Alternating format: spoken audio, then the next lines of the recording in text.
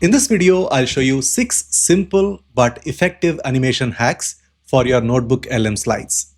The last video that I posted called 4 PowerPoint animation hacks for NotebookLM slides got a lot of good response, and that is the reason why I'm creating this follow-up video to give you even more animation hacks so you can make your NotebookLM slides come alive. I'm Ram Gopal from presentationprocess.com. We help you present your ideas better. Let us jump right in. Here is a NotebookLM slide that compares two options based on 4 parameters. I want to guide the viewer's attention to go from one parameter to the next using a simple animation.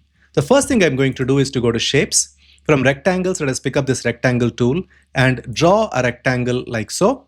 Go to Shape Fill, No Fill, and Shape Outline. Use a bright color. In this case, I'm going to use orange color or yellow color.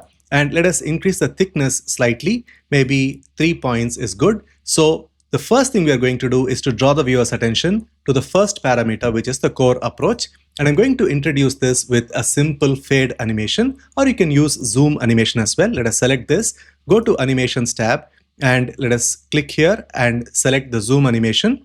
We see it here. And that is how the first animation is done. Let us open the animation pane so you can see what we've got here. The next thing I'm going to do is to move this from here to here on a click.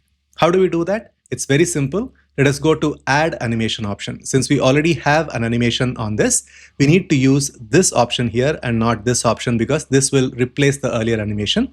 So let us go to Add Animation, and we are going to use this motion path animation called Lines. And by default, it goes down all the way here. But we want it to end only in the second parameter. So let us hold the shift button down, click on this red dot, and then move it to this position here. Very simple. Let us reduce the duration to say somewhere around 0.75 seconds. And when I go to slideshow, you can see on a click, we have the first idea introduced like this, and then we have the second idea introduced like this. Then let us move this from this place to the next one. So how do we do that? Let us select the same shape, add animation once more, and let us do the exact same thing, motion paths, lines, and let it move. And you can see it goes all the way till here. We are going to change that. Let us hold the shift button down, click on the red button, and then move it to this position here, which is for the third parameter. But then we are also going to do one more thing. We are going to change the starting point from here to the previous endpoint. So we just clicked and dragged that green button to correspond with this red arrow. And when you leave your cursor, you automatically will see that it snaps snugly onto that endpoint of the previous animation. Let us do that one more time. Let us select this previous shape, add animation, and go to motion paths, line animation. And this endpoint will hold the shift button down and keep it to highlight the fourth parameter. And the starting point is going to be moved from here all the way till the end of the previous animation. Perfect. Now we have got 4 of these animations. Ensure that the third and fourth also have the same duration as the previous one, which is 0.75 seconds. Now let us go to slideshow. This is how the default NotebookLM slide looks. On a click, we draw the viewer's attention to the first one. Then on a click, we move the attention to the next one, and the next one. So that is how you present one parameter at a time when doing a comparison slide. The next slide we are going to work with is this. As you can see, we have 3 of these points, and we want to reveal 1 point at a time. So how do we do that? It's very simple. The first thing I'm going to do is to cover each of these points. Let us go to Shapes, pick up the Rectangle tool, and then draw a rectangular box like so to cover just the point and the icon. If you want, you can increase the transparency of this box a little bit so you can actually see what is behind this. So let us right click, go to Format Shape, go to Fill, and you can increase the transparency to somewhere around 30%. So you can clearly see what we have got covered. Then let us select this, press Ctrl D to create a duplicate, and then place this right next to the previous one, and then press Ctrl D again. Just to be sure, make sure that all these 3 boxes are selected. And then we are going to go to Arrange, Align, and say Align Middle, so they are all properly aligned. Then go to Arrange once again, Align, and then say Distribute Horizontally, so there is equal space between these boxes. Now we don't really need any of this transparency, so I'm going to say this is going to be a 0% transparency. Now is something that I want you to keep in mind very closely. Just watch. I'm going to select this picture. If you remember, when you use NotebookLM slides, you will see that it is nothing more than a picture stuck on slides. So I'm going to select this picture, press Ctrl C. Now, when you press Ctrl C, the picture goes into the clipboard of the computer. So whenever you press Ctrl V, you will be able to recall that picture onto the slide at any point of time. So let us select this picture, hold the Shift button down and select the first box. Then go to Shape Format, Merge Shapes and say Shape Intersect. That's it. So we have got our first piece ready. Then let us press Ctrl V. Since we already have this picture in the clipboard, pressing Ctrl V brings it back to the slide. So I'm going to right click and send it to back. We have got this picture selected. Hold the Shift button and select the second box. Then go to Shape Format and do the exact same thing. Go to Shape Intersect. Now we have got the second piece cut out. Then press Ctrl V again, right click, send this to back, and then hold the Shift button down and select the third box, Shape Format, Merge Shapes and Shape Intersect. Now we have got these three pictures. Let us press Ctrl V, right click and send this to back. Now when I go to slideshow, the audience cannot really see that these pieces are separate or these pieces are stuck on top of the earlier picture. Now we are going to take advantage of that. Let us make a duplicate of this slide because I'm going to use the same slide to show you different techniques, different ways in which you can bring the viewer's attention to each point at a time. Let us start with this technique here. I'm going to select the first picture, go to Picture Format, go to Artistic Effects, and let us select this option here called Blur. When you click on it, you can see that we have that picture blurred out. We're going to apply the same artistic effect to the second and the third image as well. So let us select the second piece, go to Picture Format, Artistic Effects, Blur, and then the third one, Picture Format, Artistic Effects and Blur. Now we have got these three blurred images. Now let us select the first one, hold the Shift button down, select the second one and the third one, go to Animations. Let us go to the Exit Animation here and click on Fade. Then go to Animation pane and make sure that each of these animations happens on a click. Now when I go to slideshow, this is what the audience sees. They get the slide context from this text here.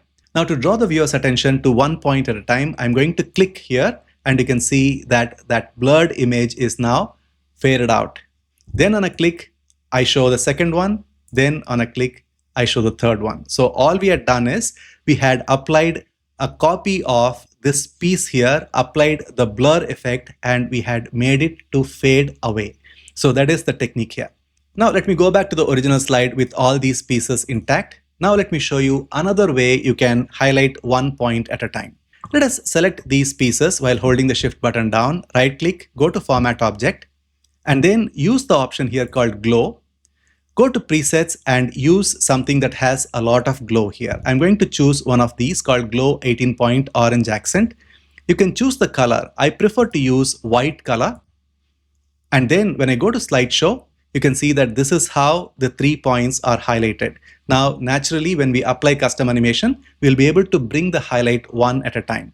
How do we do that? Let us hold the Shift button and click one at a time like this. And then go to Animations and let them enter the scene with a simple fade animation. So let us go to Fade, on click, and when you go to Animation pane, you can see that we have 3 of these animations. And what we are introducing here is the one with the glow. And when I go to slideshow, this is what the audience sees. To draw the viewer's attention to the first one, I'm going to click here. Then when we talk about the second one, we click and draw the viewer's attention here. And then we click to draw the viewer's attention to the third one. Now let me show you another technique where we move the attention from one to the next. How do we do that? It's very simple. Let us select this one, hold the Shift button and select the second piece, add animation, and this time I'm going to add an exit animation, which is a fade animation. And let us have them with previous. Okay, remember we already have the entrance animation, which is the fade in animation that shows these glowed items. Now all we had done is to select the first and the second piece and we added an exit animation of fade. So I'm going to move this piece, the animation that is related to the exit animation, fade exit animation, and move it to the second one. And then the third one remains in its place. When I go to slideshow, on a click, I draw the viewer's attention to the first point. Then on a click, 2 things are happening here. The first one is the entrance animation of fade is shown here. While that happens, the exit animation of fading away is executed, and that is the reason why the attention is moved from here to here. The same way when I click here, the attention moves to the third point because this is an entrance animation combined with the exit animation of the previous one. And that is exactly what we are seeing here. First, we have the entrance animation. While the entrance is happening here, the exit is also happening simultaneously to the first piece, and the same way the third piece enters and the second piece vanishes. So that is the way that you actually move the viewer's attention from one to the next. Now let me show you another very interesting option to move the attention from one to the next. This time I'm going to go back to the earlier one that we had done where we had applied the blurred effect. I'm going to remove that effect. So you go to artistic effects and use the first option called none, and that removes that artistic effect. So we are able to claim our original piece back. Now I'm going to remove all of these because we are going to start afresh. Let us learn this very interesting technique. I'm going to first apply a different kind of a picture effect for each of these. So I'm going to hold the shift button down and select each of these three pieces. Then go to picture format and let us go to picture styles here. And let us choose one of the interesting styles here, maybe something like this, which is called bevel rectangle. Now, when I go to slideshow, you can see that we have a beautiful beveled glass effect for each of these points. Now, on a click, I want to bring each of these forward. That means they're going to grow in size and come forward. And then on a click, the previous one goes back to its original size while the next one grows in size. Let me show you how it is done. It's very simple. Let us hold the shift button down, select each of these elements. Then go to animations, then choose one of the emphasis options here called grow shrink animation. And then you can see by default things are growing, and you can select all three of them and then change the duration to 0.75 seconds. And then click on the drop down menu here and go to effect options. Here you can change the size to which it grows. I'm going to say 120% and hit enter and then say OK. Now it has grown to 120% and we can say all of these are going to happen on a click. So when I go to slideshow, this is growing, this is growing, and this is growing, and you can see it is a bit of a mess. So what we need to do is, while this grows, this needs to go back to its original size. So like we did earlier, I'm going to hold the shift button, select the first one and the second one, add animation, once again go to emphasis and go to grow shrink animation, and let us change the duration of this to 0.75 seconds and hit enter, and it is going to happen with previous. The only change we are going to do is selecting these two animation events. I'm going to click on the drop down menu, go to effect options, and this time I'm going to change the size to 80% by going to custom and hit enter and then say OK. So each of these are going to shrink to 80%. It might seem like they are shrinking in size, but actually what is happening here is, since the previous animation had made them to grow to 120%, when you shrink them back to 80%, they go back to their original size. So I'm going to take this picture 11, which is the first one, and keep it right next to the second animation, which is the animation for growth of this. And then let us keep the third one exactly where it is. And this happens with previous. When I go to slideshow, on a click, we draw the viewer's attention to the first one. And then on a click, you can see that the second point grows while the first one goes back. And then on a click, the third one grows and the previous one goes back. And that is because of the arrangement here. The first one grows, and on the next click, the second one grows and the previous one shrinks, and the third one grows and the previous one shrinks, and that is how the animation happens. So the viewer's attention is brought to one point at a time. Now I'm going to do something slightly fancy. I'm going to reveal each of these points with a slightly complex animation, which involves two animations happening at the same time. Let me show you what I mean by this. Let us go to Home, then go to Shapes, then pick up the rectangle tool and use this option here called as rectangle top corners rounded. And I'm going to draw the shape here like this, and then use this option here, the yellow handle, and slightly increase the curvature, and then reduce the height like so, and then reduce the width like so, and then you rotate it right 90 degrees. And you can make your adjustments, and all I'm trying to do here is to try and match the shape of this previous one. And so let us increase the size like so. And then to fill this with the same color, I'm going to use go to Shape Fill, go to Eyedropper and click on the same yellow color here. Now you can see we have got this shape, which is exactly the same size as the previous one. And then just do a little bit of adjustment so everything is proper. Go to Shape Outline and say No Outline. The next thing I'm going to do is to go to Shapes, pick up this box, which is rectangular shape, and then I'm going to draw a box, and this is going to cover the entire text here. And let us use the same black color that you see here. So let us go to shape fill, go to eyedropper and pick this black color. So you can see that this text has completely vanished. Go to shape outline and say no outline. Now I'm going to bring that other piece to the front. Now observe what happens. I'm going to select this rectangular shape, then go to animations, and then I'm going to choose an exit animation. This time let us choose wipe animation, and let us wipe this from left. So you can see on a click, we are able to reveal the text underneath this. The next thing I'm going to do is, while this happens, I'm going to have this shape move from here to here. So let us go to motion path animation. By default, it goes down. You can choose effect options and say right, and it goes only till this point. So let us hold the shift button down, click on this red arrow, and then hold the shift button and move it all the way till the end like this. And let us change the duration of this to say 0.5 seconds. And let us go to the animation event, go to drop down menu, go to effect options, and I'm going to change the smooth start and smooth end to 0 and say OK. And let us make one final adjustment, and that is this wipe that is happening needs to happen for 0.75 seconds. So there is a 0.25 seconds difference between the wipe, which is usually of a longer duration, and this movement is going to be for 0.5 seconds, which is 0.25 seconds lesser than the previous animation duration. And this motion path is going to happen with previous. Now, when I go to slideshow, observe this. On a click, the piece goes from here to here, revealing what is beneath this. And then I'm going to have another animation to this to make it move away from the scene. So let us go to add animation and go to exit animation and say fly out, and it is going to fly out to the right, and this happens after previous. So when I go to slideshow, this is what you see here. On a click, the point is revealed and it goes away pretty nicely. Let me show that again.